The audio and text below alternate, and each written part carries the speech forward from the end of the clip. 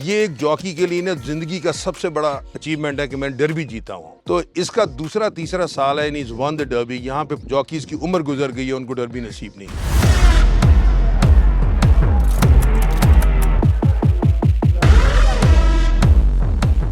मैं first time यहाँ पे आया था डर्बी पे, जब तो मेरे वालिद साहब ने रेस विन की थी। तो उसके बाद मैं काफ़ी यहाँ का क्राउड, यहाँ के क्लैप्स जो अप्रिशिएट करते हैं, वो चीज़ें देख के तो मेरा काफ़ी राइडिंग का दिल किया यहाँ पे। लेगेसी मेरे ग्रैंडफादर से चलती आ रही है।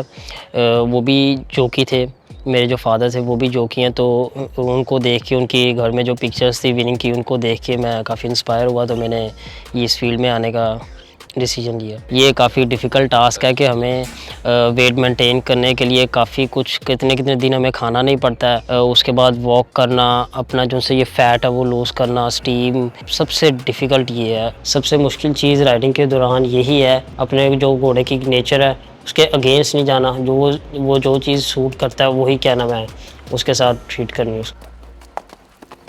जब हम घोड़े इंपोर्ट करते हैं ना इंग्लैंड से, ये तकरीबन 25 से 35,000 पाउंड इसकी कीमत है, वहाँ पे सेल पे ली हुई है। उसके बाद घोड़ा वहाँ बोर्ड होता है, फिर जहाज पे यहाँ आता है, फिर पाकिस्तान में टैक्सेस हैं। तो ये आप समझ लें कि in addition to the cost of the horse that you have already paid in England, आपको तकरीबन 55 मिलियन इसके ऊपर लगेगा सिर्फ घोड़ा पाकिस्तान लाने के लिए।